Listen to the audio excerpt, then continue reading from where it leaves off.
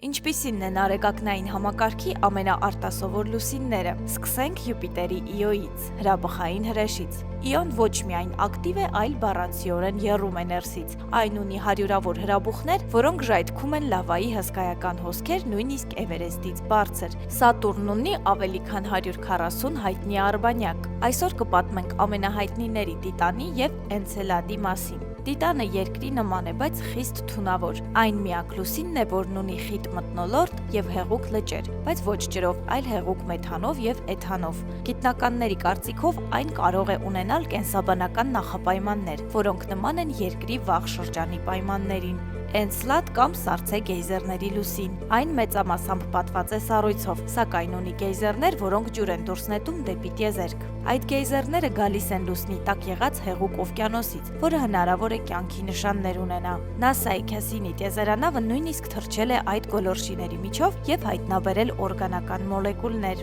Միրանդա, այս լուսինն Ուրանի արբանյակն է։ Նրան ընդունված է անվանել նաև Ֆրանկենշտեյնի պես լուսին, քանի որ թվում է արբանյակը կոտրվել է և նորից հավաքվել։ Միրանդան ունի հսկայական ժայռեր, կիրճեր և մակերեսի տարօրինակ ձև։ Այստեղ է գտնվում նաև Վերոնա Ռուպես անունով ժայռը մինչև 20 կիլոմետր բարձրությամբ, որը համարվում է արեգակնային համակարգի ամենաբարձր ժայռը։ Որ լուսինը ձեզ զարմացրեց, գրեք մեկնաբանություններում։